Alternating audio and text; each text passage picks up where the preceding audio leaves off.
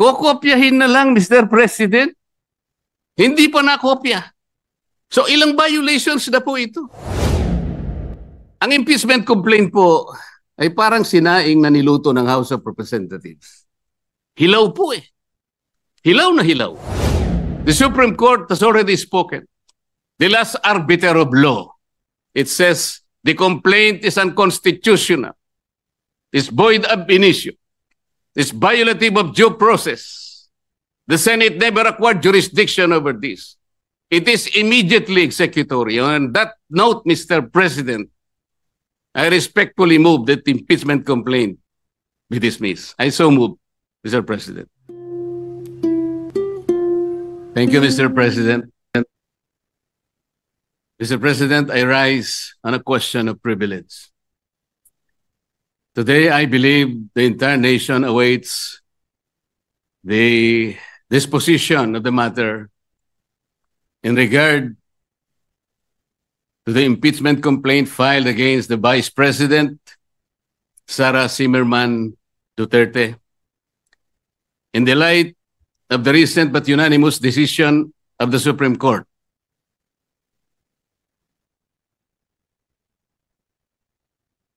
Mr. President, this decision was promulgated on July 25, 2025, declaring said complaint to be unconstitutional, void ab initio, violative of due process, and that the Senate in the first place did not acquire jurisdiction over it.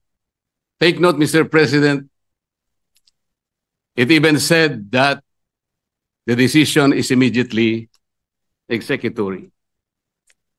But before I continue, Mr. President, let me put on record that the initial proceedings, impeachment proceedings conducted by the Senate in the 19th Congress have never been formally carried over to the Senate of the 28th Congress. I do not know, and I'm not aware, I cannot recall of any action so far taken by this august chamber to the effect that the initial impeachment proceedings, which were deemed to have been terminated at the expiration of the 19th Congress at noon of June 30, 2025, have been miraculously brought to life into the present Congress. That having said, Mr. President, I'd like to continue. Mr. President, the decision of the Supreme Court did not dwell on the intrinsic merits of the impeachment complaint filed against the Vice President. It zeroed in merely on the procedures and the processes taken by the House of Representatives. To repeat, it declared the whole impeachment complaint constituting the articles of impeachment to be unconstitutional, violative of due process, void ab initio. Simply because the rules of procedure in impeachment proceedings in the House of Representatives were never followed.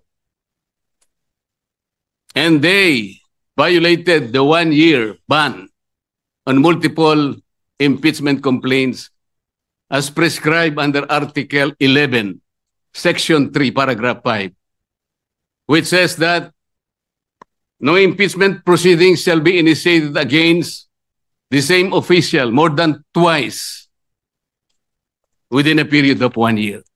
Napakasimple po ng sinasabi doon, Mr. President.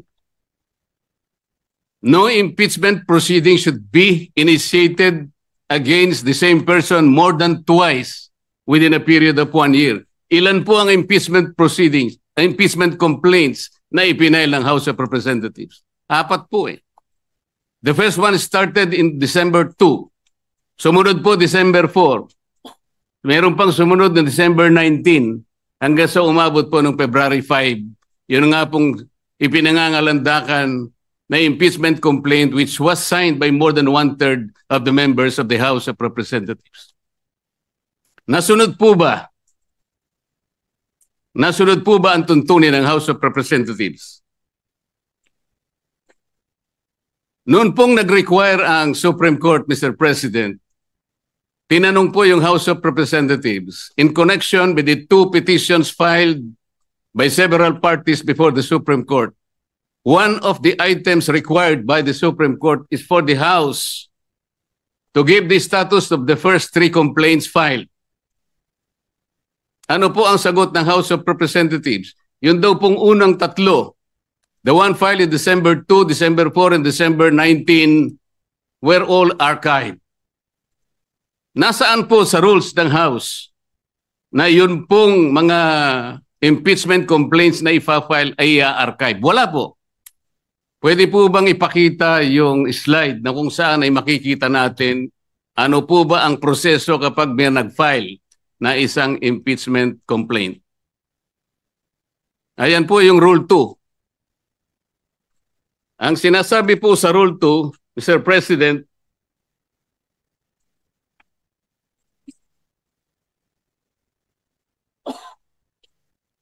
hindi sa Rule 3, sa Rule 3. Rule 2, Section 3. A verified complaint for impeachment by a member of the House or by any citizen upon a resolution or endorsement by any member thereof shall be filed with the office of the Secretary General and immediately referred to the Speaker. Bakit hindi po nasunod ang tuntunin na ito, Mr. Speaker? Kailan po ni-refer ng Secretary General sa opisina ng Speaker yung impeachment complaint dated December 2, 2024? Kailan po ni-refer ng Office of the Secretary General yung impeachment complaint na i-file ng December 4? Wala po silang sagot. Kailan po ni-refer ng Office of the Secretary General yung impeachment complaint that was received on December 19? Wala po silang sinasabi. Kung titingnan po natin ang sagot ng Solicitor General in behalf of the House of Representatives, ang sabi po nila, the Secretary General diligently referred simultaneously all the impeachment complaints to the office of the Speaker on February 5, 2025. Immediately po ba yan, Mr. Speaker? December 2, December 4, December 19, at isinama po yung February 5, all of them were simultaneously referred to the office of the Speaker on February 5. 2 buwan po ang kanyang ginugol para lang i-refer sa office of the Speaker. Ano po ang immediate doon? Wala po. Wala po silang sinunod. Wala silang ni-refer at ni-refer nga po delayed.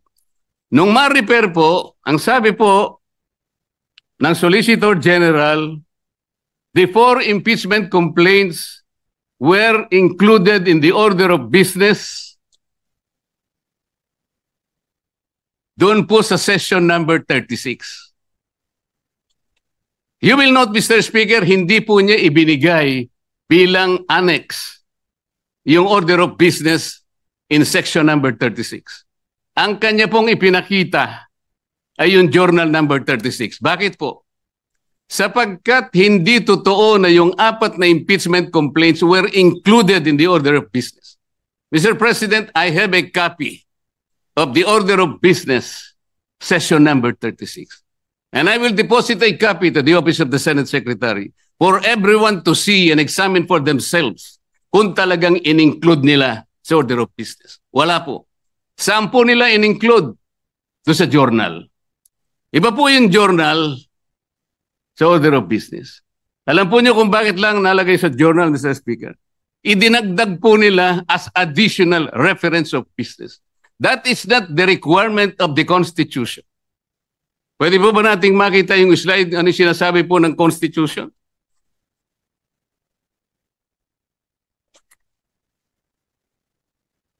A verified complaint for impeachment may be filed by the member of the House, blah, blah, blah.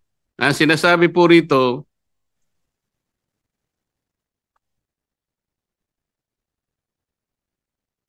iba yun. Hindi po yun. Sorry po. Nakalagay po, in-include sa 10th session day. Yun po yung section number 36. Hindi po totoo yun. Ilang violations na po? Kanina po, in-archive po yung tatlong violations. Hindi po ni-refer sa Committee on Justice. Pangatlong violation. 6 na po. Ngayon sinasabi po, in-include po sa order of business. Hindi rin po. 3 violations na naman. 9 na po. At sabi po nila, yung session 36 is the 10th session. Hindi po. Bilangin po natin yung December 2. That was the date when the first complaint was filed, endorsed, and received by the Office of the Secretary General. December 2 is session number 26. Mr. President, bilangin po ninyo yung session number 26 up to session 36 na sinasabi ng Solicitor General. Yun po ang 11th session. That was not the 10th session. Ang 11th session is session number 35. Just for the record, Mr. Speaker. So ilang violation na po yan? Balikan po ninyo yung Rule 2 na nandyan po sa slide, Mr. Speaker. Ano po yung mode of initiating impeachment? Ganito po ang sinasabi ng rule of the House of Representatives. Impeachment shall be initiated by the filing and subsequent referral to the Committee of Justice. Ito po yung Sereno versus, Francisco versus House of Representatives. Verified complaint for impeachment filed by any member of the House of Representatives, i-refer po sa Committee on Justice. Verified complaint filed by any citizen upon a resolution endorsement by any member thereof, i-refer po sa Committee on Justice. A verified complaint or resolution impeachment filed by at least 1/3 of all members of the House, i-refer din po sa Committee on Justice. Bakit po ang ginawa nila nung makakuha sila ng higit sa 1/3, dali-dali po nilang tinransmit sa Senate? Ang pagkakakala po nila, Mr. Speaker, sapagkat ang pinagbatayan po nila ay yung Rule 4 na kung saan in Section 14 sinasabi po endorsement of the complaint resolution to the Senate.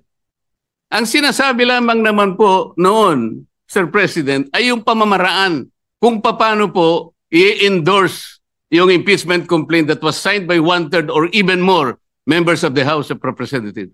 Hindi naman po sinasabi doon na hindi na sa i-refer sa Committee on Justice. Bakit po nakalagay dito sa rule? Kailangan i-refer din siya sa Committee on Justice, but they never did. Mr. Speaker, Mr. President. So ilang violations na po ito?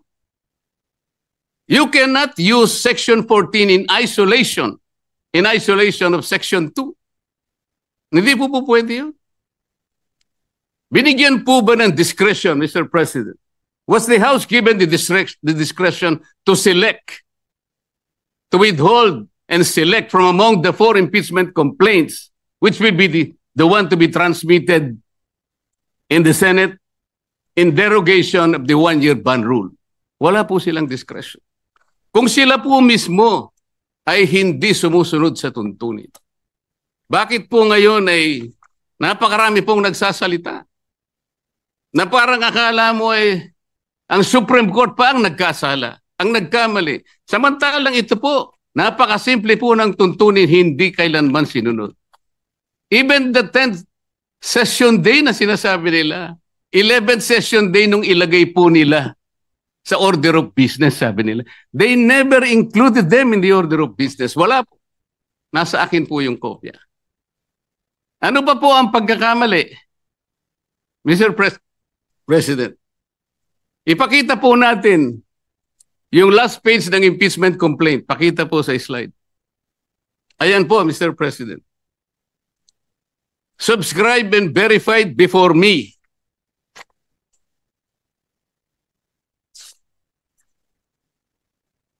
Sabi po ng Secretary General. Tambayin kopya ko rin.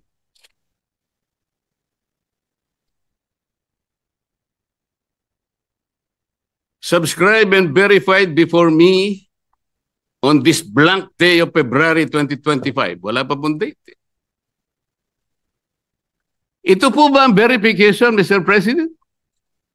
Hindi po. Ang verification po ay nakasaad po sa mismong tuntunin ng House of Representatives. Balikan po natin ang Section 3. Ano po ang sinasabi? Section 3, Paragraph 2. An impeachment complaint is verified by an affidavit that the complainant has read the complaint and that the allegations therein are true and correct of his personal knowledge or based on authentic records. At the very least, yun ang dapat na ilagay po. Nakalagay po ba sa verification dito? Ng Secretary General ng House of Representatives? Wala. Ito po'y parang jurat lang sa isang affidavit. Sinasabi lamang po dito, kilala niya yung nagsipirma sa isang dokumento. Na ang dokumento ay naglalaman ng 32 pages. This is not the verification required under the rules of impeachment by the House of Representatives. Ang totoo po, kung balikan po natin ang Section 14, nandyan po sa slide.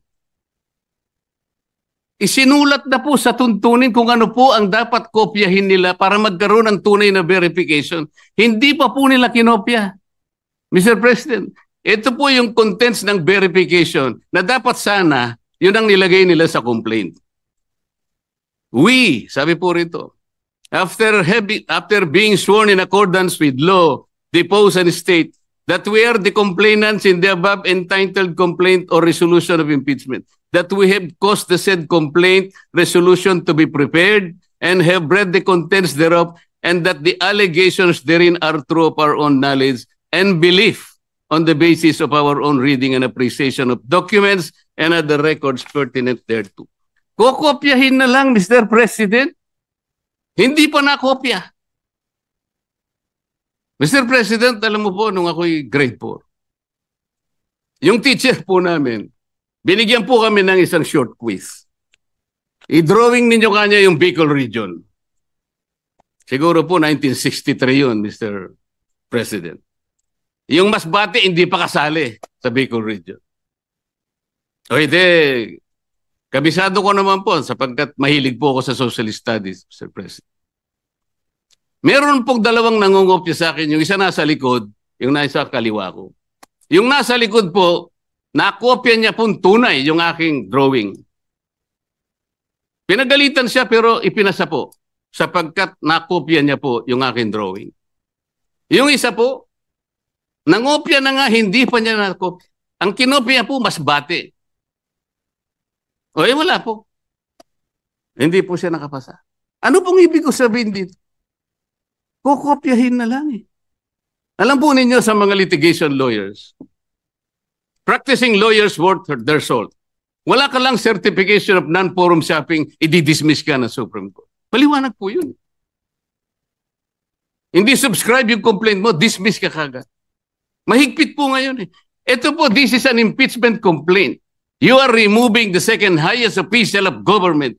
Yun lamang pong verification. Sablay na po eh. Ano pong nakalagay dito?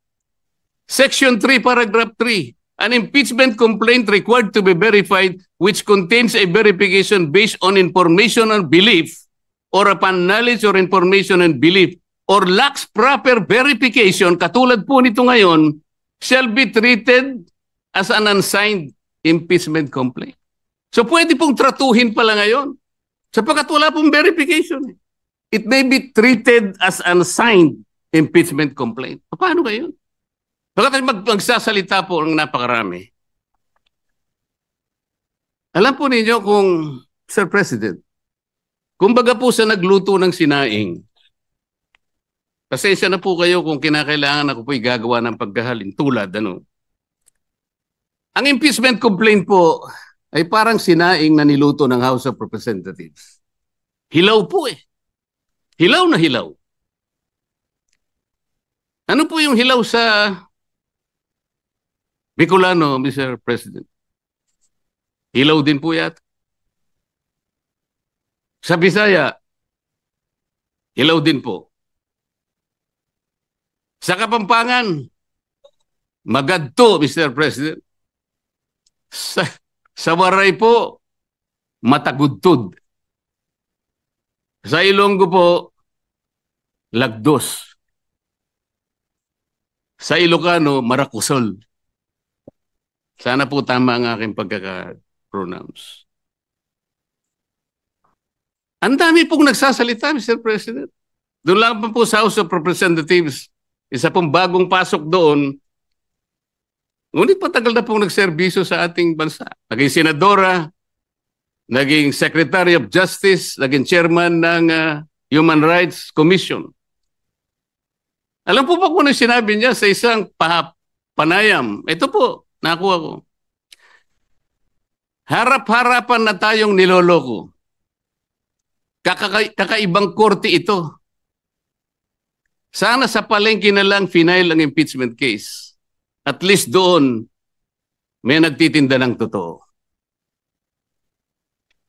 Sana po, magtinda po siya ng matagudtod na kanin dyan sa Samar. Baka may bibili kaya. Pwede kaya siyang pumunta dyan sa Pampanga po para magbenta ng magadto na kanin. Kung may bibili, baka sakali. Pumunta kaya sa Panay para magbenta ng lagdos na kanin. Wala po siguro, Mr. President. Baka ngayon dagan dingding, hindi pa patusin. Huwag pong ganun. Ang dami na pong nagsipagsalita. Samantalang hindi po nila nakita. Ang dami, kayo po nagsimula ng mali. Hindi naman po sinasabi ng Korte Suprema na kailanman ay huwag kayong mag-impeach, huwag na kayong mag-file. Ayusin nyo lang po eh. Yun lamang po ang gustong mangyari dito. Ayusin nyo. You want to impeach the Vice President, do it in the right way. Hindi naman po tinignan ng merito eh. Ang sinasabi yung proseso, hindi po nyo sinunod eh. Sinasabi na nga, walang impeachment complaint bukod sa isa. Laban sa isang opisyal sa loob ng isang akalain mo namang 4 po kagad ang ipinay. Pagkatapos yung 4, i-consider mo na isa. Hindi naman po yata tama yun, Mr. President.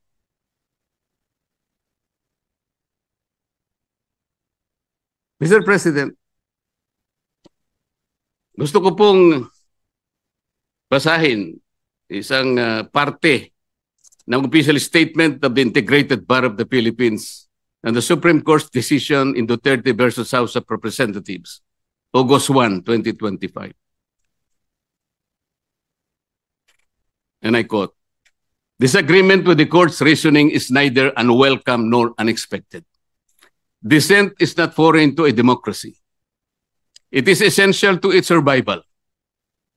But to incite public repudiation of its authority, or even just to call for its outright defiance, erodes the very foundation of the legal order. Such actions disturb the equilibrium of powers and imperil the integrity of our democratic institutions, especially when appropriate legal remedies remain available within the framework of our constitutional system.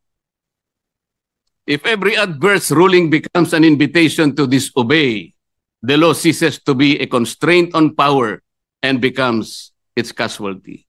The Constitution does not require agreement. It demands adherence." Ang sinasabi po ng mga ibang kasama natin, magpapile pa naman ng motion for reconsideration. Bakit hindi natin hintayin? As I said, Mr. President, if you are a practicing lawyer worth your salt, you are confronted with the unanimous decision of the Supreme Court. In a firm voice, it says this is unconstitutional, void ab initio, violative of due process, and the Senate never acquired jurisdiction over this. And it is immediately executable. Parang sinasabi niya sa'yo, wala ka ng room mag-file niyan. Is anyone expecting that even one soul of the members of the Supreme Court will reverse himself? We cannot depend our action, Mr. President, on the fortunes of litigation. Naalala ko pa nga po doon sa kaso ng Francisco versus House of Representatives. The former Chief Justice Renato Puno, in a separate concurring opinion, naalala ko po ang sabi niya, with the possibility of 2 impeachment complaints reaching the Senate, the good Chief Justice said that the Senate, in the exercise of its primary jurisdiction, can decide the question of whether or not the one-year bar rule has been violated or not. The Senate can even decide if on its face the impeachment complaint has no legal basis. At ang sabi pa po niya doon, Francisco versus House of Representatives, sabi pa niya ron if the Senate finds that the one-year bar rule is violated or that the impeachment complaint has no legs to stand on, that will be the end of the entire controversy. He was saying that let's give all the remedies available to the House and the Senate because of their primary jurisdiction. But when the case is ripe for judicial determination, it was the view of the former Chief Justice that the Supreme Court at that time, and only at that time, when it can speak with great moral authority in order to compel the loyalty, the respect, and the obedience of our people. Mr. President, when the Supreme Court negates the actions of a co-equal branch of government, it does not assert its superiority. Instead, it upholds the supremacy and the dominance of the fundamental law of the land, the Constitution. And so the Supreme Court has already spoken. The last arbiter of law, it says the complaint is unconstitutional, is void ab initio, is violative of due process. The Senate never acquired jurisdiction over this. It is immediately executory. On that note, Mr. President, I respectfully move that the impeachment complaint be dismissed. I so move, Mr. President. Majority Floor Leader.